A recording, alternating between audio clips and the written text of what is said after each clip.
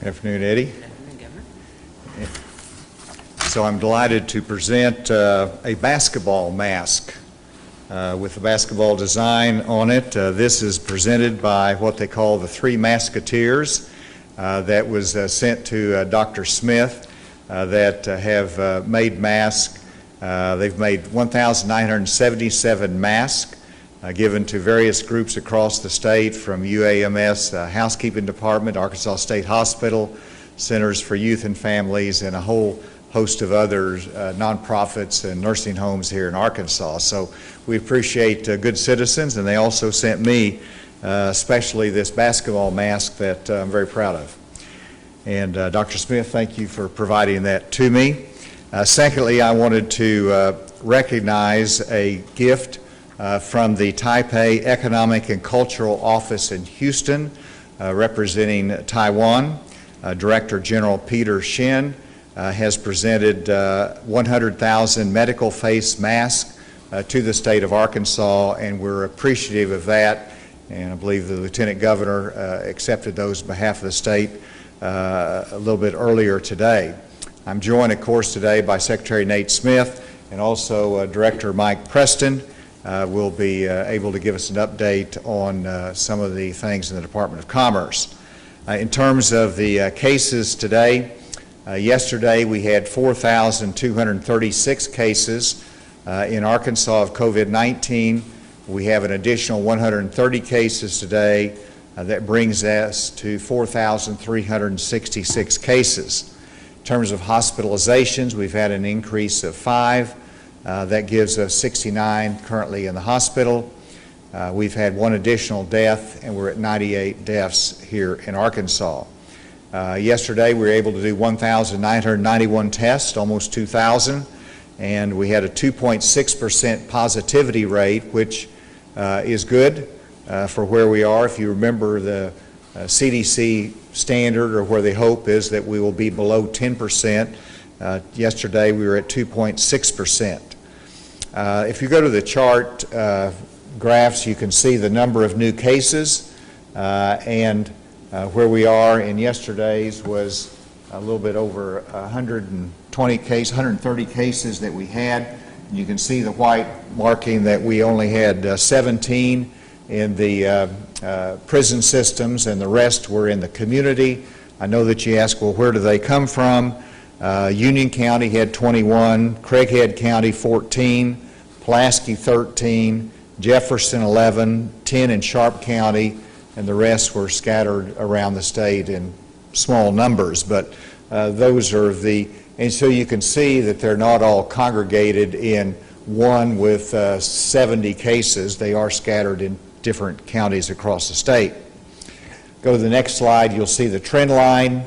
And where we had our peak in April, we're trending up there. We'll see where it goes the next few days. And the next one is the number of hospitalized. And as you all know, as you increase testing, it's natural that the number of cases increase in the state of Arkansas, because we just simply understand them more. Hospitalizations, we've always said, is something that is a more steady, reliable factor in terms of where we are, and we'll continue to watch that. We've had 2 days of increase, even though was preceded by a number of days of decline in hospitalizations. We'll continue to watch that trend to see where that goes. The next one is the number of active cases in Arkansas, which is also an important indicator, and that has gone up for the last couple of days. We'll continue to watch that. The next slide, and let me pause for just a second on this. I'm going to come back to that so you get to see that, all those colors there for a moment. But in terms of our testing that we've been continuing to emphasize, I mentioned that testing is our radar, our early warning system of a new virus attack. Walmart, I'm pleased to announce, have increased their testing sites in Arkansas. They did have it in Bentonville, Little Rock, and Fort Smith, and they are now adding 4 more testing sites, which is West Memphis, Jonesboro, Hot Springs, and Texarkana. And so this enhances our radar system in Arkansas to give us information that we need. And that brings me, after you see the early warning system with our testing, then it goes to our case tracking system, which is our most effective defense and limits the spread. These work in combination, and I mentioned the other day that I wanted to look at the 64 new cases last Saturday. And I asked Dr. Smith and his team to give us an insight as to what happens to those 64 cases. And let me just show you the pattern as to where they go. You have a new case. Of course, in this case, it was 64 new cases. Each one of those is interviewed by a nurse that will tell that individual who's tested positive, you need to isolate, you need to quarantine yourself, and that you need to take care of yourself, watch your symptoms, and that you will be contacted by a contact person that will interview you about all the other contacts that you might have had that we need to be in touch with.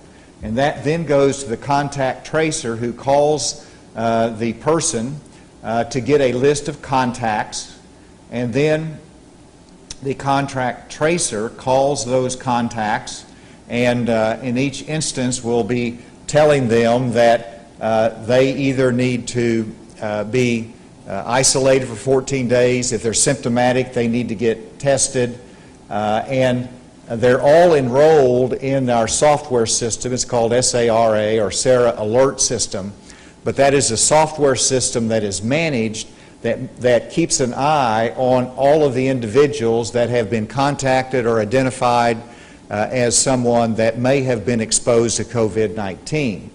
And then you can see at the end, if you have contacts with no symptoms, they're quarantined for 14 days. If there's contacts with symptoms, they're instructed to get tested. So that's the pattern that's followed. And then if you go to the next slide, you'll see where these 64 cases that happened last Saturday are located. And you can see on this particular day, we had, it looks like 15 in Pulaski County. We had, 9 in St. Francis County. Benton County had 6. And then, you know, there's the onesie-twosies, as Dr. Smith says. We had 2 in Sevier County, 1 in Ouachita County, 3 in Union County, and they're really scattered around the state. But that gives us an idea of those 64 cases, where they are in Arkansas, whether it represents just simply a small exposure or whether it is the potential outbreak that we all worry about.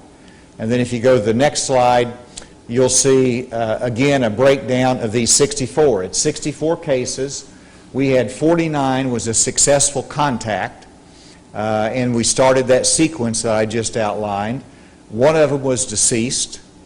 1 was hospitalized, which means there's really not any follow-up to do except for who they might have been exposed and need to contact. Nursing home resident, an out-of-state resident was 2, and then there's 2 of them still working to contact.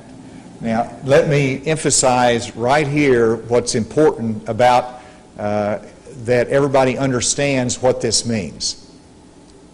That means this was last Saturday, and we still have 2 people that might have been exposed to COVID-19 that we have not been able to contact yet.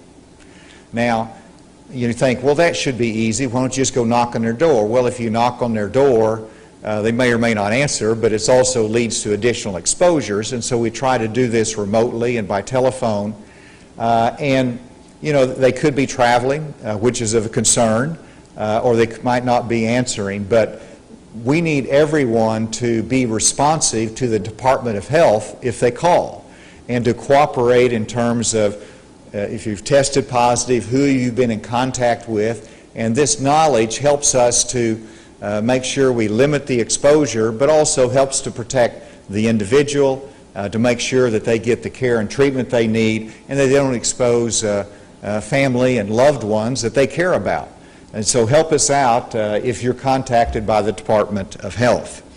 And so with that, as I said, case tracking is our most effective defense and limits the spread, and that's what we're continuing to work on.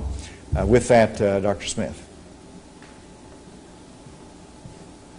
Thank you, Governor. I want to give a few more details on the numbers. Again, we have had 130 new cases since yesterday. 17 of those were in correctional facilities. 113 were community cases. Our total then is 4,366. Of those, 928 are considered active cases. Of those 928 active cases, 305 are in correctional facilities, 101 are in nursing homes, and 522 are in the community. We have 69 who are currently hospitalized. That's a net increase of 5 from yesterday. As the governor said, this is our second day of increase in the number of hospitalized.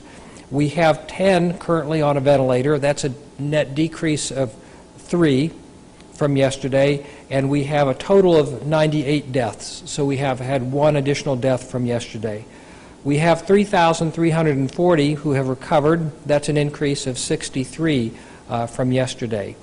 As a brief update on our nursing homes, we have 51 nursing homes that we are currently following with either 1 or more cases amongst the residents or the staff.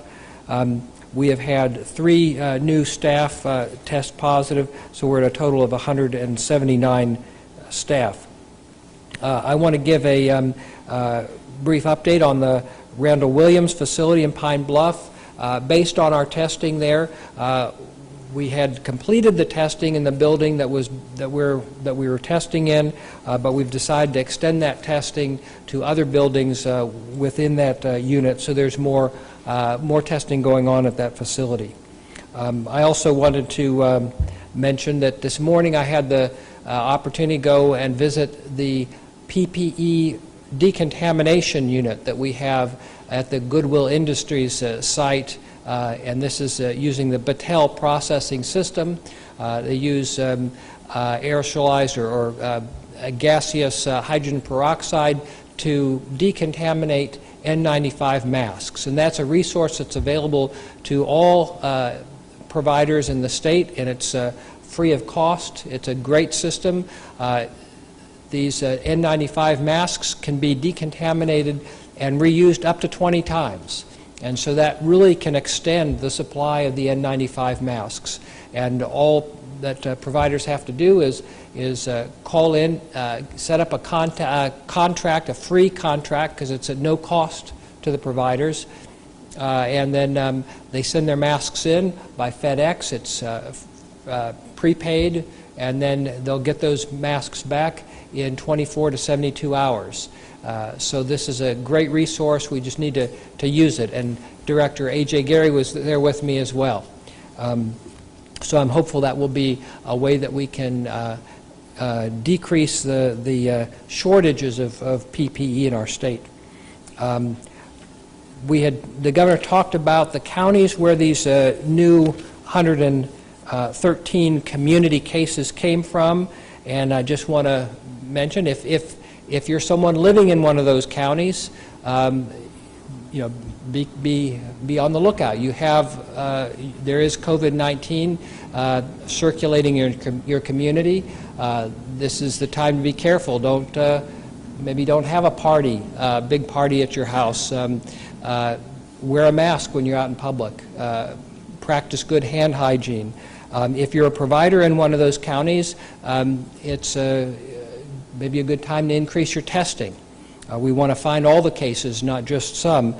And anyone who's in our state, but especially those in these counties, if you have symptoms or you've been in contact with someone who's a known or suspected case, go in and get tested. And just to go over those again, Union County, 21. We had 14 in Craighead County. We had 13 in Pulaski County, 12 in Washington County, 11 in Jefferson County, and 10 in Sharp County. St. Francis County, we didn't have as many. We only had 6 there. The last thing I wanted to talk about is a little bit about the case investigation, contact tracing. Talked about the testing yesterday. It's this follow-up on those positive tests, the case investigation, the contact tracing that's so important. It's time-consuming. Each of those cases is a little bit like a detective work. But this is really how we can alert people that they've either been infected or that they've been in contact, and how we can reduce the transmission. As the governor said, it's really important that we work together on this. If the health department is trying to contact you, please return those calls. If your provider has told you that you've tested positive, please isolate at home until you hear from the health department. And if someone tells you that they've tested positive, you've been in contact with them, we'll arrange to get tested, but then quarantine at home for 14 days. With that, I'm going to close and turn it back over to the governor. Thank you, Dr. Smith, and I want to recognize Secretary Mike Preston, Secretary of Commerce, who has worked very closely with our Workforce Services and the Department of Finance in putting out and getting our system ready for the pandemic unemployment assistance, and I wanted him to give an update.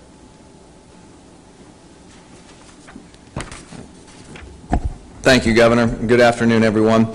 I do wanted to get an update and just to kind of address some of the questions that we continue to hear and make sure that this information is readily available. So right off the top, we do get a lot of questions about the trust fund for unemployment insurance and what financial condition is that trust fund in. We currently stand at $778 million in our trust fund. We're actually capped at $1 billion. Which we had anticipated hitting this year, but for the pandemic. So right now the trust fund is in a good situation and good standing, but we will continue to monitor that very closely as it relates to the number of claims coming in and how long this goes with the number of people on unemployment.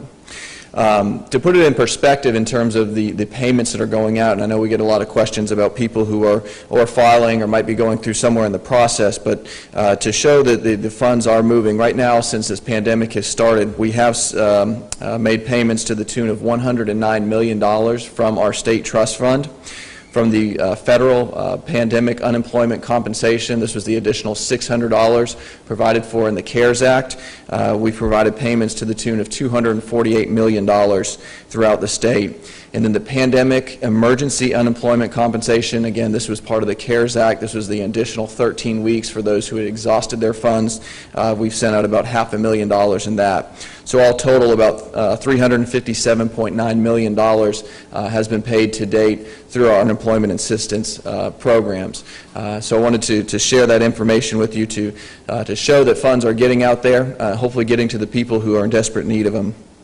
As it relates to the pandemic unemployment assistance, we currently stand at about 30,000 applications since last week when we opened that system up. An email did go out to all the pandemic unemployment applicants last week talking about the process and how we move forward. And barring any unforeseen issues or glitches, we indicated in that email we hope to have payments available sometime in that week of May 18th. I know we're working very closely right now on the certification and the payment process of this. Obviously, a lot of testing will go into that as we're dealing with banking account information and routing information, and we want to make sure that site and system is secure as possible. We obviously don't want to expose ourselves to any additional fraud if we don't have to. And certainly in times like this, we want to have a system that is secure and make sure that anyone who is trying to file a fraudulent claim, that we'll be able to identify that up front so it's not doing a payment and then we have to left in a situation where we're going in and trying to claw back funds. So therefore the stringent testing on the front end should help us on the back side. But again, as that email alluded to those 30,000 who have applied about the process, please look for that and go to our website, and we hope sometime, again, barring any unforeseen issues or glitches in the testing, that sometime in that week of May 18th, we'd like to have those payments made available.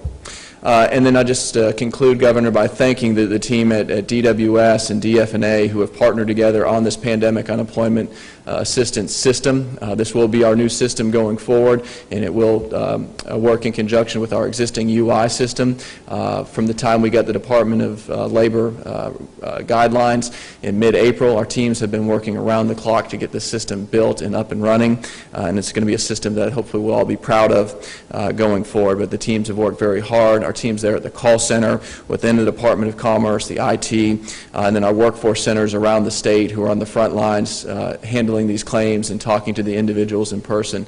We really appreciate the effort and hard work and long hours that everyone is putting in. Thank you all for your patience, and Governor, I'd be happy to answer any questions on this. Thank you, Mike, and we're open for questions. About the increase in the cases, I think it's 113 from the community.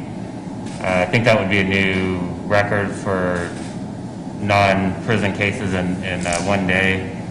And so just wondering how concerning that is, and are the cases related to each other at all, or are they all just kind of separate cases? Or? That's something that we look at, and as I described the different counties, the largest one was 21 in Union County. Of course, we will now engage with our identification, our contact tracing, and we'll learn more, but we're not aware of this reflecting any large outbreak in a community versus simply the fact that we've done more testing, and it's something we want to watch whenever we have, even though our positivity rate is low at 2.6%, we still certainly want to watch that increase that we've seen over the last 2 days.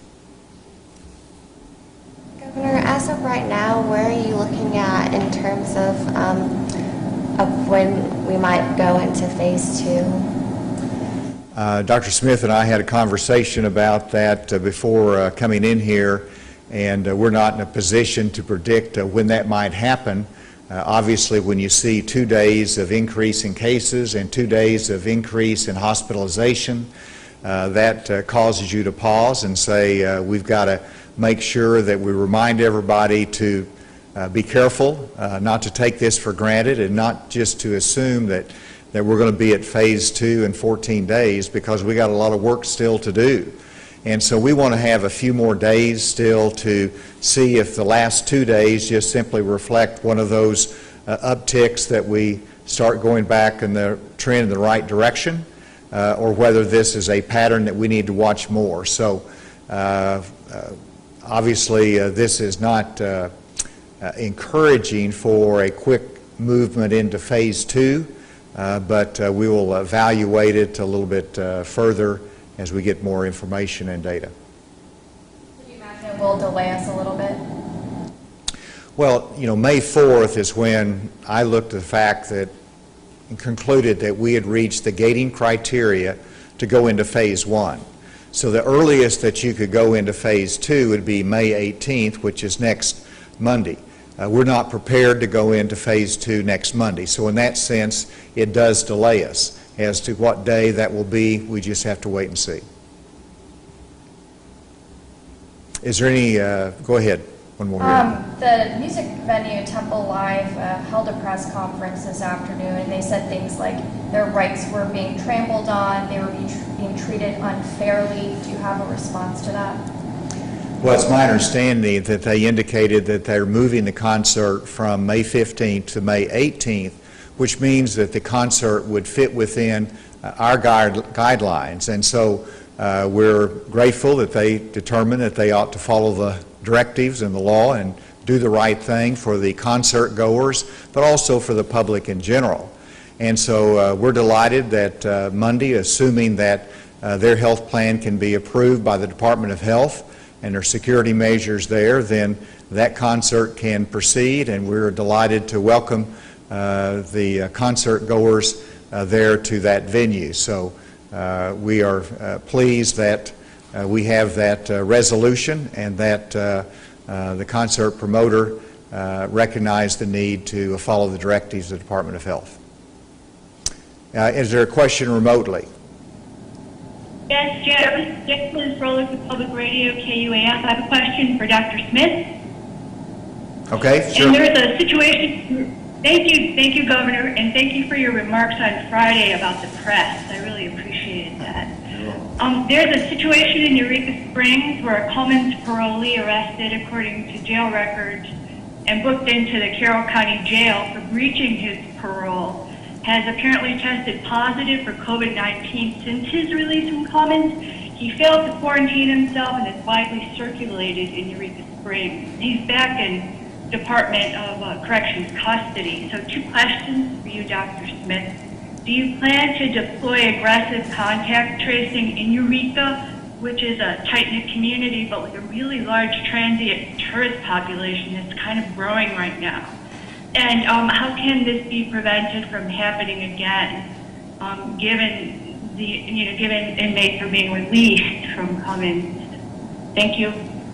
Excellent questions. Yes, well aware of this situation, and yes, we will be doing aggressive contact tracing and perhaps even some community testing within that community. So we're taking that situation very seriously, and we will do our best to track down all the contacts of this individual. My understanding is that this individual actually tested positive after being released, had previously tested negative, and that's always a possibility, but we're trying to be very careful with those who are released. It's not possible to 100% prevent something like that. People, even if they're not in the Cummins unit, if they choose to go and expose people, even if they know they're positive, then that's clearly a problem. When we know about that, we will issue an order of isolation if necessary, or if someone's been exposed and they're not abiding by quarantine, an order of quarantine. But this is a very unfortunate situation, and we will do our very best to contact those who have potentially been exposed and to prevent this from happening in the future. Thank you, Dr. Let me add, just a second, Alice. Let me add to that that it's important whenever we have a parole violation with the Department of Corrections and we want to take them into custody. Under these circumstances, they should be brought into the Department of Corrections facilities, which were better prepared to manage a COVID positive case versus going to the local county jail, where they might not be as prepared. So that is a instruction that I've given to our Department of Corrections. With that, I think it was Allison that was asking a question. Yes, thank you, Governor. Along that same line, we talked to the Carroll County Health Office there, and there are people calling who are wanting to be tested because of this potential parolee who they may have come in contact with, but currently the health office there does not have enough test kits to be able to do this testing, and they are working with the health department. When will they be receiving those, and how is the health department addressing that? Dr. Smith. We can get those test kits to them very, very quickly. We'll work with anyone who wants to do testing and doesn't have an adequate supply of collection kits, but we'll also be doing testing, I believe, at the health department unit as well. So that should not be that should be a problem that can be resolved by the end of the day. Is there a protocol for testing inmates before they're released? Yes, I believe there is. All inmates, or what is the protocol? All inmates. It's my understanding that we test all inmates before they're released. And so in this instance, it was a negative test, and then subsequently the inmate tested positive after he was released. Is there another question remotely?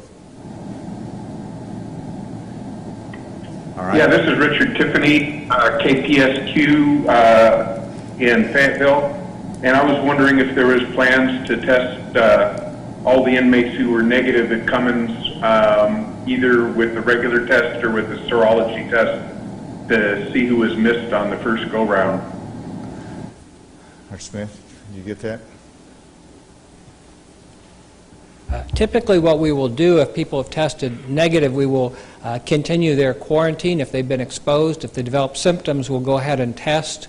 There's really a fairly narrow window, 14 days from exposure, that we have to be concerned about. But what would prompt us to do testing, repeat testing in someone who had tested negative, is if there was either a new exposure or if they develop symptoms. Now, as to the antibody tests or serologic tests, it is not recommended by CDC that these be used for clinical purposes at this time because there are false negatives and occasionally false positives.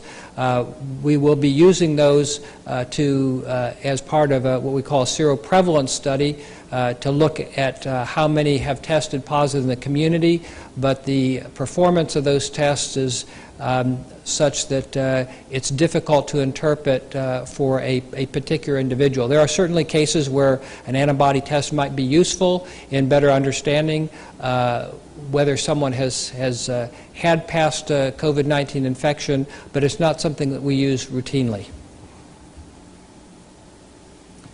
Are there any other questions? Yes, Governor. Good afternoon, Neil Glutner in Hot Springs. A follow-up for Dr. Smith on the contact tracing. Just to take it to the next level, Dr. Smith, so in the chart the Governor showed, there were 49 people contacted as a result of the Saturday numbers. If each of those, for instance, each of those 49 people talked to 5 others, would that mean that the contact tracers would then have to track down another 245 people?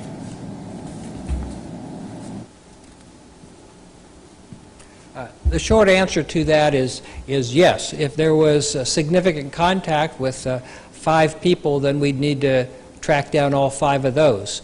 And that's how we do contact investigations. If any of those 5 test positive or develop symptoms and then test positive, then we would do contact tracing on them and we would widen the net. If we can do that quickly enough, we can get ahead of COVID-19 and we can stop the spread in the community, which is exactly what we're trying to do.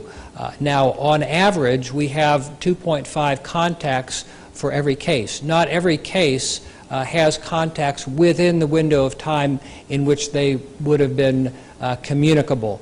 And some have many more than 2.5, but on average, we're having about 2.5 contacts per case. We have a question at the table here. I think I saw. Yes, Andy. Robert Todd Birmingham, the blue light rapist, died. Is that a COVID-19 case? That's correct. That's what. Yes. It was COVID-19. That's correct. There's one final question remotely. Hi, Governor. This is Ashley Godwin with THV 11. So we got a question about doctors diagnosing presumptive cases. Maybe a family comes in and only one person is tested, so it's assumed the whole family is positive. Are those cases counted, and do they go through the same ADH contact tracing as a confirmed case?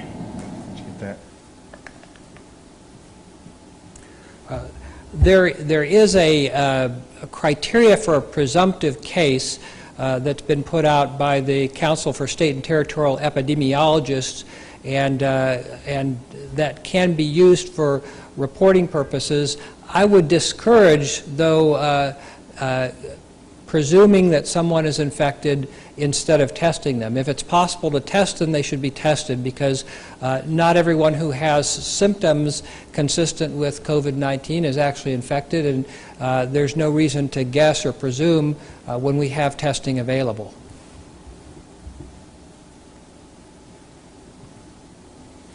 Is everybody good?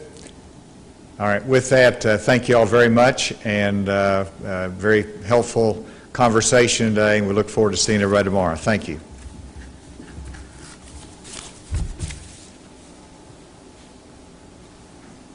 So, Mike, you're my intimidator.